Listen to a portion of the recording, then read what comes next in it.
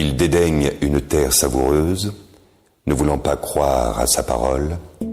Ils récriminent sous leur tente, sans écouter la voix du Seigneur. Dieu lève la main contre eux, jurant de les perdre au désert, de perdre leurs descendants chez les païens, de les éparpiller sur la terre. Ils se donnent au bal de Pégor, ils communient au repas des morts, ils irritent Dieu par toutes ses pratiques, un désastre s'abat sur eux.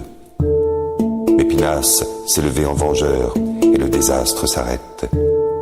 Son action est tenue pour juste, d'âge en âge et pour toujours. Il provoque Dieu aux eaux de Mériba. Ils amènent le malheur sur Moïse. Comme il résistait à son esprit, ses lèvres ont parlé à la légère. Refusant de supprimer les peuples que le Seigneur leur avait désignés, ils vont se mêler aux païens. Ils apprennent leur manière d'agir. Alors, ils servent leurs idoles, et pour eux, c'est un piège. Ils offrent leurs fils et leurs filles en sacrifice aux démons.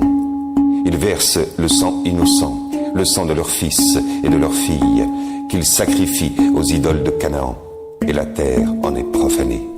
De telles pratiques les souillent, ils se prostituent par de telles actions. Et le Seigneur prend feu contre son peuple. Ses héritiers lui font horreur. Il les livre aux mains des païens.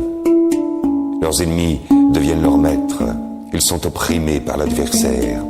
Sa main s'appesantit sur eux. Tant de fois délivrés par Dieu, ils s'obstinent dans leur idée, ils s'enfoncent dans leur faute, et lui regarde leur détresse quand il entend leurs cris. Il se souvient de son alliance avec eux. Dans son amour fidèle, il se ravise. Il leur donna de trouver grâce devant ceux qui les tenaient captifs. Sauve-nous, Seigneur notre Dieu. Rassemble-nous du milieu des païens, que nous rendions grâce à ton saint nom, fiers de chanter ta louange.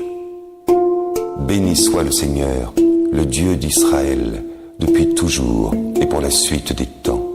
Et tout le peuple dira Amen. Amen.